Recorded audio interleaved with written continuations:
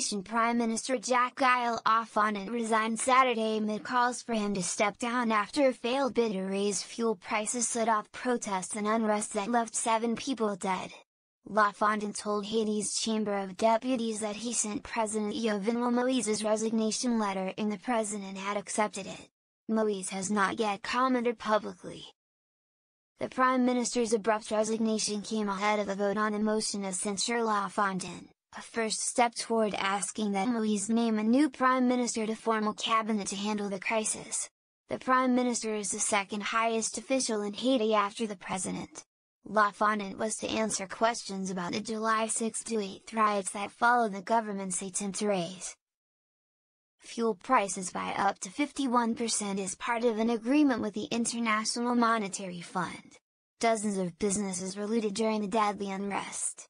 Instead, Lafontant, Lafontant, used the opportunity to announce his resignation, while in various parts of Haiti small protests were held demanding the head of state step down.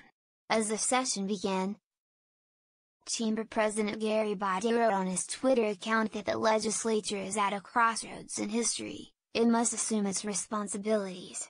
He had earlier called the price hikes untimely and inoperative.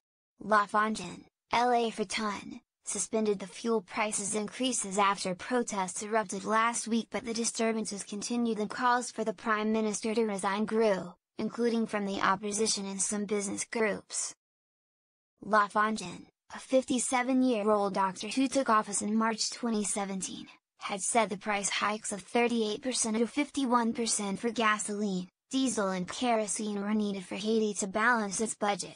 Government officials agreed to reduce subsidies for fuel in February as part of an assistance package with the IMF.